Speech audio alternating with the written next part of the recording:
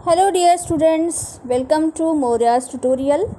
वैसे तो microbiology imagine करके पढ़ने का सब्जेक्ट नहीं, जब हम खुद लैब में सभी प्रिकॉशंस के साथ कल्चर मीडिया बनाते हैं, इनोकुलम हैंडल करते हैं, तब ये सब्जेक्ट पढ़ने में बहुत मज़ा आता है और हम थ्योरी को प्रैक्टिकल के साथ रिलेट भी कर पाते हैं।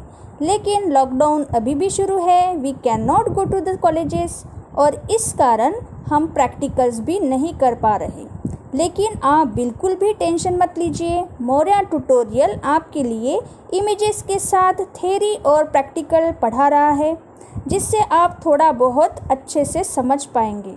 इससे क्या होगा कि जब आप कॉलेज जाएंगे, प्रैक्टिकल्स करेंगे, तो आपको ज़्यादा वक्त नहीं लगेगा समझने में, क्योंकि बहुत कुछ आप इस वीडियो से सीख ही जाएंगे। तो इसी के साथ स्टार्ट करते हैं आज का हमारा वीडियो, जिसमें पढ़ेंगे cultures methods for aerobic and anaerobic bacteria. ये टॉपिक आपको थ्योरी और प्रैक्टिकल में बहुत इम्पॉर्टेंट है, जिस पर एग्ज़ाम में शॉर्ट नोट पूछी जा सकती है। लास्ट वीडियो में हमने डिफरेंट टाइप्स के कल्चर मीडिया पढ़े। लैब में बैक्टीरिया ग्रो करने के लिए कल्चर मीडिया हम तो बना लेंगे, मगर उस पर बैक्टीरिया ग्रो करने के लिए डिफरेंट मेथड्स है। ये मेथड्स इसलिए है क्योंकि बैक्टीरिया की स्टडी डिफरेंट होती है, जैसे कि बैक्टीरिया की मॉर्फोलॉजी, मोटिलिटी और साथ में different drugs like the antibiotics, disinfectants का बैक्टीरिया पर क्या इफ़ेक्ट है। इस स्टडी के लिए भी बैक्टीरियल ग्रोथ ज़रूरी है। बैक्टीरिया को कैसे भी ग्रो कर लिया तो स्टडी नहीं होगी, इसीलिए हमें उनकी स्टडी करने के लिए उनको दूर दूर उनकी कॉलोनीज़ बननी चाहिए, ताकि इजीली हम उन्हें आइसोलेट कर सके, यानी अलग कर सके। चलिए जानते हैं कल्चर मेथड्स की क्या ज़रूरत होती है। बैक्टीरिया के मिक्स पॉपुलेशन में से पर्टिकुलर बैक्टीरिया आइसोलेट करके उनका प्योर कल्चर बनाने के लिए हमें कल्चर मेथड ज़रूरी है। नेक्स्ट है कि बैक्टीरिया की प्रॉपर्टी स्टडी करने के लिए, जैसे कि अरेंजमेंट, इसके लिए भी हमें कल्चर मेथड बहुत ज़रूरी है। सफिशिएंट क्वांटिटी ऑफ बैक्टीरिया की ग्रोथ के लिए, जैसे antigen preparation, antibiotic preparation. Next है for bacteriophage and bacteriocin susceptibility, means bacteriophage का मतलब है वायरसेस ऑफ बैक्टीरिया, जो बैक्टीरिया सेल को किल करते हैं, ब्रेक करते हैं। बैक्टीरियोसिड एक पेप्टाइड टॉक्सिन है जो कि बैक्टीरिया प्रोड्यूस करता है खुद, और वो बाकी बैक्टीरियाज को ग्रो नहीं होने देता।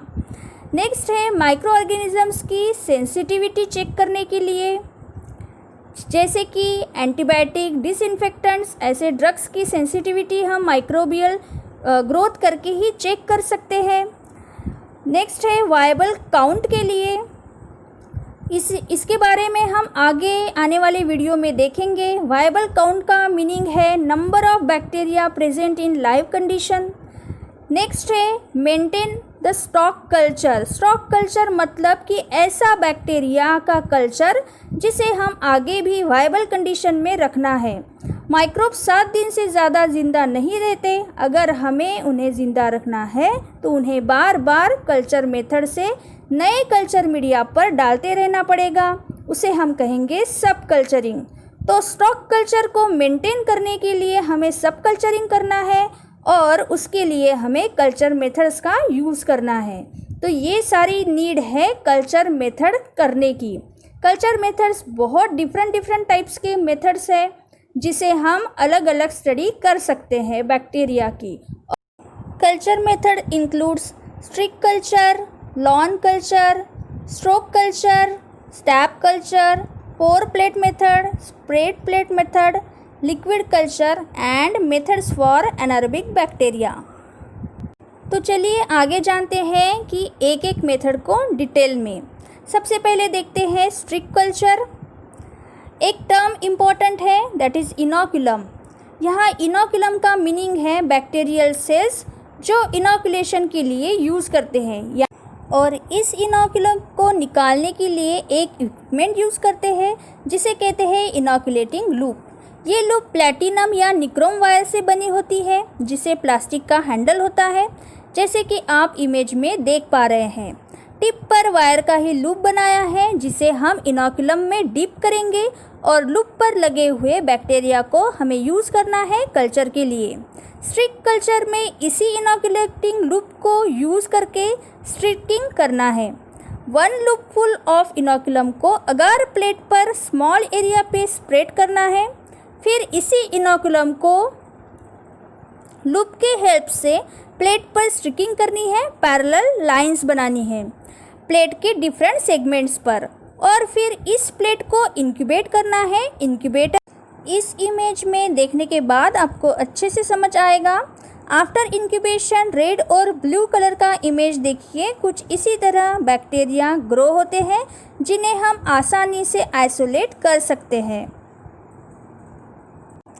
नेक्स्ट है लॉन कल्चर, और इसे कारपेट कल्चर भी कहते हैं। ये नाम इसलिए है क्योंकि इस मेथड से बैक्टीरियल ग्रोथ पूरे मीडिया पर यूनिफॉर्म होती है। इस मेथड में सॉलिड अगार प्लेट पर लिक्विड इनोकुलम डालकर सिर्फ थोड़ा प्लेट को घुमाना है जिससे कि इनोकुलम यूनिफॉर्मली स्प्रेड हो। इंक्यूबेशन के बाद बैक्टीरिया यूनिफॉर्मली ग्रो होते हैं। ये मेथड हम स्पेशली एंटीबायोटिक सेंसिटिविटी को चेक करने के लिए और जब हमें लार्ज अमाउंट ऑफ बैक्टीरिया की ज़रूरत रहती है, जैसे कि वैक्सीन्स और एंटीजन प्रोडक्शन के लिए यूज़ करते हैं।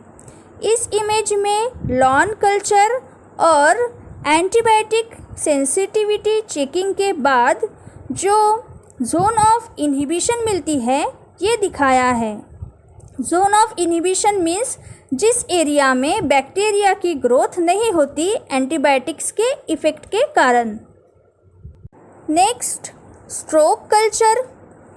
स्ट्रोक कल्चर के लिए अगार प्लेट ना बनाते हुए टेस्ट ट्यूब में अगार मीडिया को भरकर उसे टेढ़ा करके रखा जाता है। ठंडा होने के बाद अगार का स्लोप तैयार होता है, उसे कहेंगे अगार स्लांट। इस स्लांट यानी कि स्लोप एरिया पर इनोकुलेटिंग लूप से इनोकुलम स्प्रेड किया जाता है। इस मेथड को डायग्नोस्टिक टेस्ट के लिए यूज़ करते हैं। आप इमेज में देखिए अगार स्लांट और स्ट्रोक कल्चर किस तरह से किया जाता है और आफ्टर इंक्यूबेशन कैसे ग्रोथ होती है बैक्टीरिया की, ये आपको क्लियरली इमेज से समझ जाएगा। नेक्स्ट है स्टैप कल्चर। ये अगार स्लांट जैसे ही है लेकिन इसमें अगार का स्लोप ना बनाते हुए टेस्ट ट्यूब में लिक्विड न्यूट्रिएंट अगार फिल करके टेस्ट ट्यूब सीधी रख के कूल करते हैं और फिर निक्रोम स्ट्रेट वायर को इनोकुलम में डीप करके इस सॉलिडिफाइड अगार स्टैब में सीधा मीडियम को चीर कर डाला जाता है। इस मेथड को मोटाइल और नॉन मोटाइल बैक्टीरिया की स्टडी के लिए यूज़ करते हैं।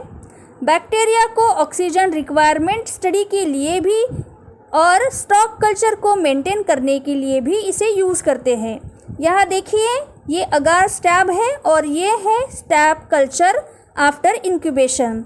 अगर बैक्टीरिया सिर्फ पंक्चरिंग एरिया में ग्रो हुए तो नॉन मोटाइल है और अगर इधर उधर ग्रो हुए तो मोटाइल है। Next is pour plate culture and spread plate culture. इन दोनों मेथड्स को हम साथ में पढ़ेंगे।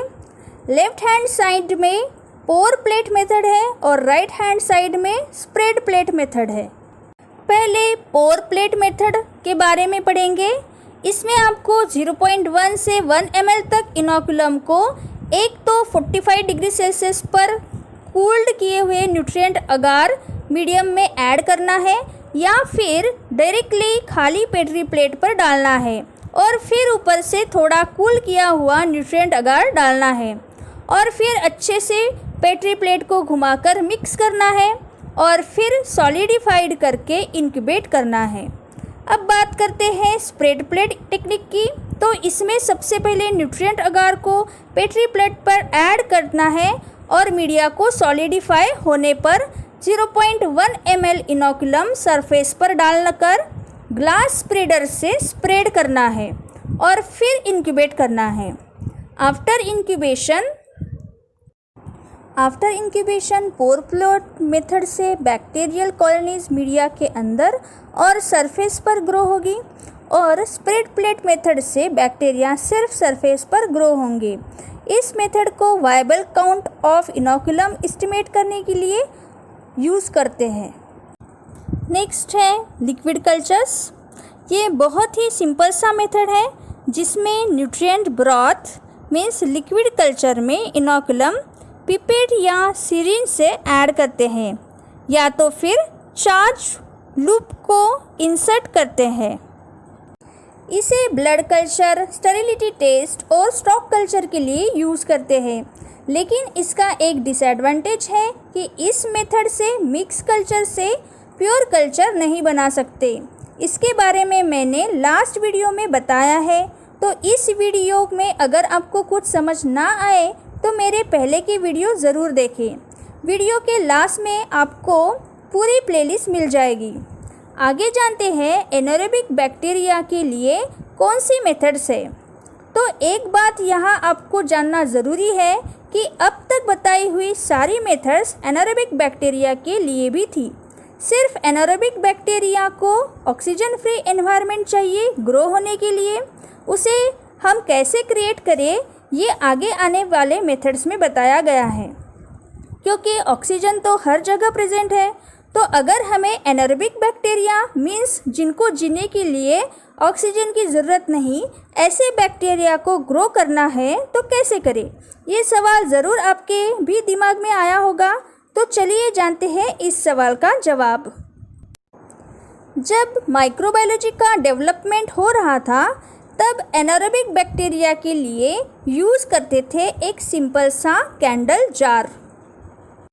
इस कैंडल जार में जो भी पेट्री प्लेट्स हैं इनोकुलेट की हुई उन्हें इन्वर्टेड पोजीशन में रख देते थे और अंदर एक कैंडल जलाकर जार का लीड बंद कर देते थे।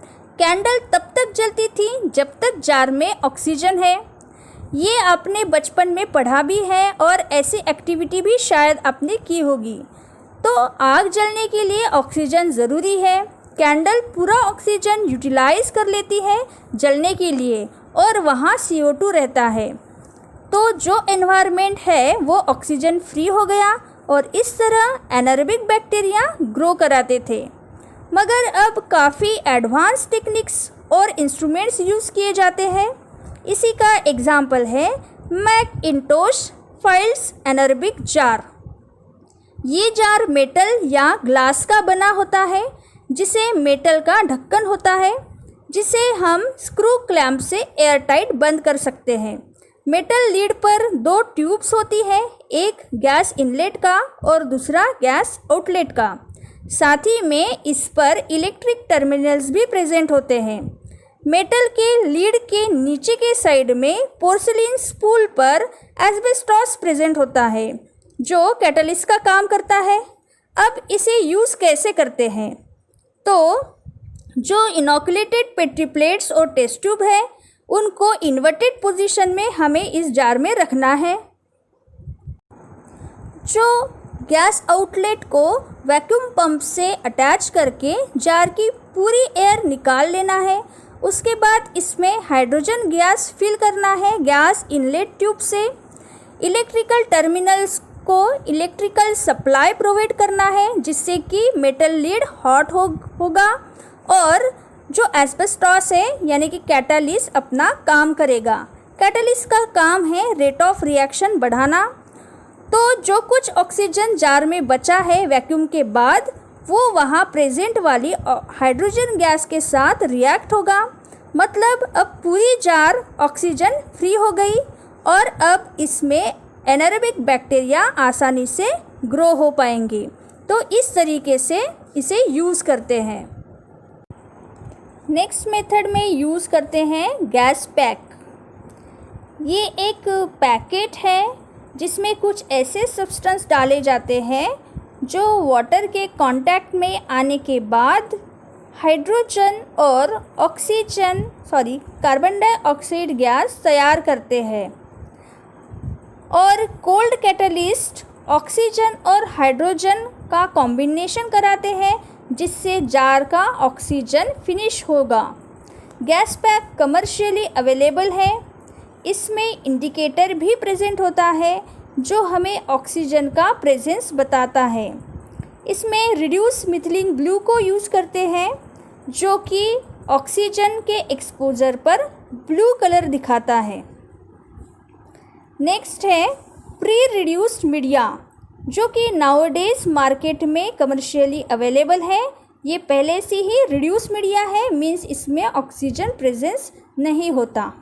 आफ्टर दैट एनारोबिक चेम्बर और ग्लो बॉक्स, ये एक एयर टाइट ग्लास चेम्बर है जो इनर्ट गैस से भरा होता है। इससे आगे के साइड से हैंड ग्लोव्स लगे रहते हैं जिससे हम आसानी से चेम्बर के अंदर की एक्टिविटी कर सकते हैं।